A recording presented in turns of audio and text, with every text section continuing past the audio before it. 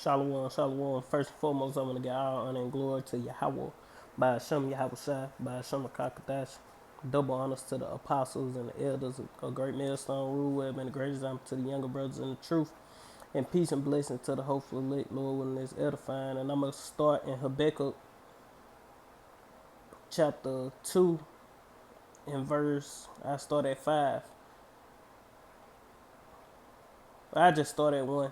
They say, this Habakkuk chapter 2 and verse 1, I will stand upon my watch and set me upon the tower, and I will watch to see what he shall say unto me, and what I shall answer when I am reproved. And the Lord answered me and said, write the vision and make it plain upon the table, that he may run that readeth it. For the vision is yet for a appointed time, but at the end it shall speak, and we in the end, and the vision is hollering, man. And not lie.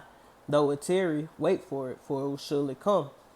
It will not tarry. Behold, his soul which is lifted up in him is not upright in him, but the just shall live by faith. Going into who? Esau, Edom. You know, for the most part, it's going into Esau, Edom. The soul which is lifted up in this man is not upright in him. You know, but he proud. He lifted up with pride. And the just shall live by faith. Verse 5 it say, yea, also because he transgresseth by wine, his philosophies, wickedness. He is a proud man. You know, all the things he got through wickedness, he proud about it. Neither keepeth at home, and Esau, Edom is all over the earth. Nowhere near Mount Seir. You know, nowhere near Petra, man. You know, this nigga ain't nowhere near home. But he all over the damn place. You know. He ain't in the land that the Lord gave him, for the most part. It say, neither keepeth at home, who enlarges his desires as hell and is as death, and cannot be satisfied, but gathereth unto him all nations, and heapeth unto him all people. You know, and that's what America, because America, NATO and the EU, these are all Edomite countries, Edomite ran countries, and America is all over the earth pushing this NWO, man. America is the forerunner of the NWO. America dumbed down the earth. America was that great nation that ruled the earth because the elite ultimately ran it. You know, this corporation called America. You know, the elite ultimately was really make America do what it do. And they trying to heap unto themselves all people, because look, going to that RFID, MOTB, you know, the CHIP, the chip, man.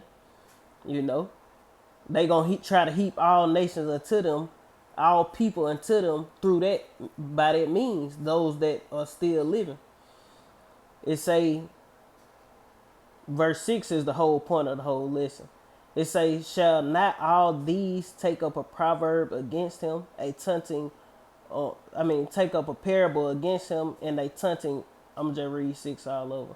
It says, shall not all these take up a parable against him, a taunting proverb against him, and say, woe unto him that increaseth that which is not his? How long? And to him that ladeth himself in thick clay. And that's what America has done. They have laden themselves in thick clay. It says, shall they not rise up suddenly, that shall bite thee, and awake, and shall vex thee, and thou shalt be for booties unto them? Because thou hast spoiled many nations, all the remnant of the people shall spoil thee, because men blood and for violence of the land, of the city, and of all that dwell therein. You know, and that's pretty much the point. You know, because America is a violent place, and they gain control of the earth through violence. All the stuff that America got, it was through violence. Rape, rob, murder, pillage, steal. He came to steal, kill, and destroy, man. You know. But let's go to this video from this guy, his YouTube page, Rethink the Dollar. He just basically going into the debt. You know, because America is laid in very, very thick clay. you know, right now. And it's on a worldwide scale. The whole world know this. The whole world see this, man. But let's play it. Hey there, just want to take a quick minute, share some thoughts, just crunching some numbers based upon what's currently happening in D.C. and how, last month, Janet Yellen made a statement referring to the fact that if the Congress doesn't come together in some type of bipartisanship deal, it will create irreparable harm to the economy as well as to the lives of all Americans. And then as I was processing out more, I was just looking at the numbers that have been brought into existence within the last year plus. And so as of now, in regards to this whole relief package, $4.6 trillion has been created and allocated to government, states, and whatnot as relief aid just for the stuff we're experiencing in the health front. Not only did this past week, 1.2 trillion was created just for the infrastructure bill. And then also on the table right now, we have 3.5 trillion just for the budget resolution, which is the amount of currency they're looking to spend for an entire year. And then you factor in the debt ceiling is also occurring. And so within that time frame there, approximately $9 trillion or so has been brought into existence, and they didn't even consider allocating funds to meeting prior obligations, which is what all this whole debt ceiling is about. And so right now, Janet Yellen is pleading with Congress to try to have something passed soon. So this next 30 days is another domino added to the many dominoes that I've mentioned. One from the moratorium situation, the other one from the unemployment situation that's coming to an end in September. Then also we got the jabs for jobs crunch that's going to be coming on the private sector. We're being set up very well for some type of event of some kind. And it's all surrounding the collision course of fiscal and monetary policy. And so the irreparable harm that she's referring to, it's already been done. And it's been done through the privatization of our national currency. So just the Federal Reserve note itself and the fact that government has a debt addiction problem. We can't move forward unless more debt is created. And therefore, our livelihoods, which we price in the same currency that they're destroying, is irreparable. We can't go back and undo all the harm done. But Exactly. That's why the scriptures say Babylon, they would have healed Babylon, but she is not healed. You can't heal this bitch, man. The only way anything is gonna heal Babylon, the only way is gonna be by setting up a whole new currency. And what that currency gonna be? The MOTB, man. Them putting something in you and going digital. Simple as that. It ain't the MOTB ain't everything what all these other camps saying is what GMS told you it was, man. And you people gonna soon realize that, and you're gonna be looking real stupid, man. You know? And at the end of the day, it's better that you have not known this, man. You know? It's gonna be better for you to not even know you was an Israelite than be a part of one of these wicked congregations and know you're an Israelite and never come up out of it, man. You gonna be destroyed worse than a nigga who's selling drugs out there in the streets, man. You gonna get it the worst because you believe, you actually think that the Lord is. Salaki about that. I don't even know what I was saying, but we just gonna play the video. moving forward, we can definitely take a different approach when it comes to how we assess and how we value in actual dollar terms, or to be more frank, in the individual standards we all create to weigh and assess the value of our financial dealings. And so when it comes to just this debt ceiling in of itself, whether they suspend it, whether they lift it, they're going to do it because they can't afford not to. Their jobs. 144.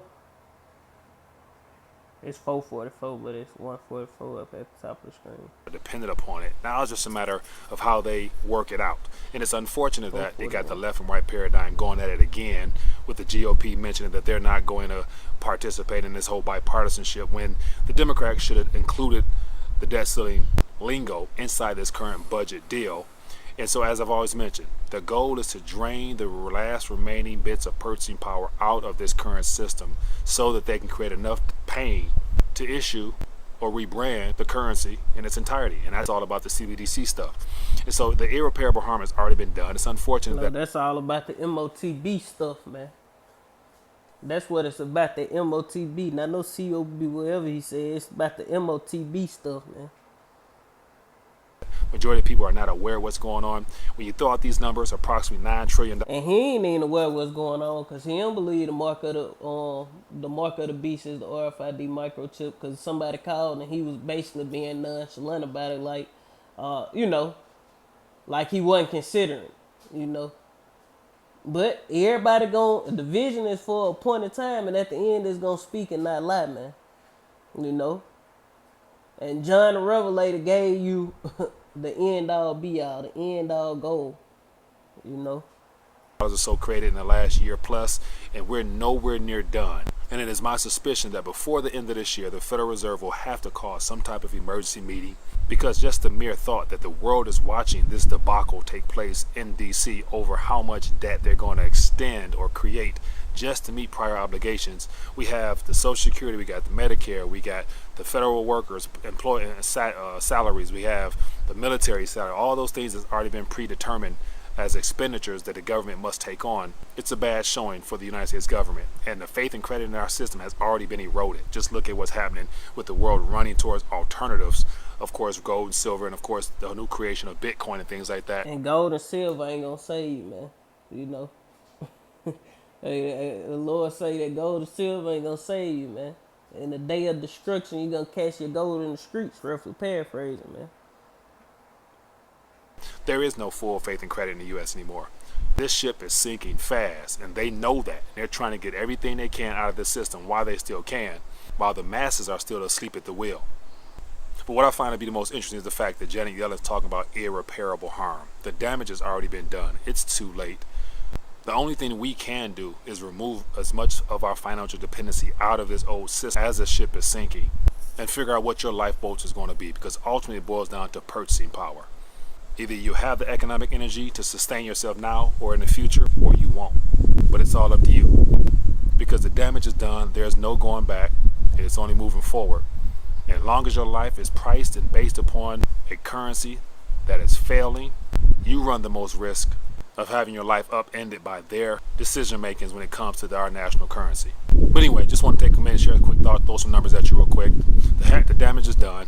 We only can move forward, and hopefully you moving forward, but as I always say, getting your weight up as best you can, because despite what they do with the price of the metals, we all know what true money is. True money comes from the United States Mint, and pretty soon the United States Mint is going to experience severe short. You know, true money is gold and silver, land, or resources. That's what true riches and wealth is. It's not no fucking mint.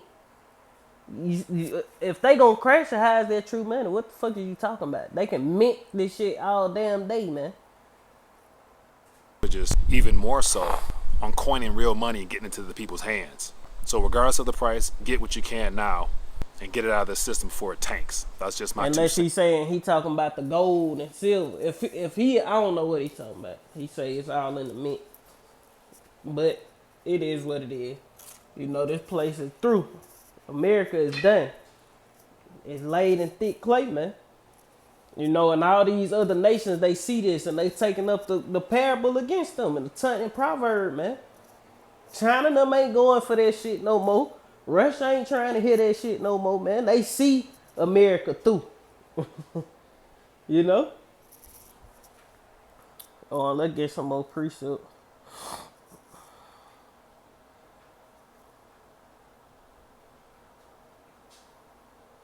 This Haggai chapter 1 and verse 6. It say, ye have sown much and bring in little. Ye eat, but ye have not enough. Ye drink, but ye are not filled with drink. Ye clothe you, but there is none warm. And he that earn wages to put it into a bag with holes, man. And that's what these people are doing. They earning wages to put them in the bag with holes, man. You know, that's why we tell our people, it ain't, you shouldn't even be out here. Once you come into this truth, you shouldn't be chasing no damn money. She's talking about chasing the damn bag, man. It's got holes in it, man. Your bag got holes in it. So you chasing, you basically still caught up in the rat race, man. You know, you should be after seeking your daily bread, you know, to pay your bills. You know, you may have a little bit put back just in case something happen, your tires go flat or have a blowout or, you know, your engine or, you know, something messing up. You know, a brother needs something. You know, if you got it, you have money put back. But you shouldn't be trying to get fucking rich, man. Why? Because this shit is over with, man. The dollar is done. You better get if a month if you sitting on money, you better go buy some gold and silver before hyperinflation kick in. That's what you better do, cause all that money you got saved up, if you got $10,000 when hyperinflation kick in, that shit ain't gonna be worth a damn thing, man. You better go be buying water, things that's can be of a use in these times we coming in, man. And ultimately, just get you a little silver, gold or silver. At least you'll be able to still kind of somewhat trade and barter, food, water, canned goods and stuff, even though we don't prep. So, we buy extra stuff here and there, but we know the Lord gonna take care of us, man. That's what we trust in. We trust in Yahweh Hashem Yahweh Shai. And we know that the Lord is gonna be there to take care of his men, the men, women, and children who are of the elect in the times that we coming into. Ain't no prepping gonna save you. So get that out your head. It say, woe unto Isaiah chapter 10 and verse 1. Woe unto them that decree unrighteous decrees and write grievousness which they have prescribed. Yeah, these are unrighteous decrees. When they took the money and unbacked it by the gold and gave out all these FRN notes that ain't backed by nothing but what it is, the oil or some shit. It ain't backed by nothing. That was an unrighteous decree. It's a false balance. All those people traded their money for those damn dollars, FRN notes, and gave they gold and silver and they precious. You gave all that up, and start dealing with a currency that ain't backed by nothing. That's why the scriptures say, "Woe unto the bloody city is full of robbery and deceit, man."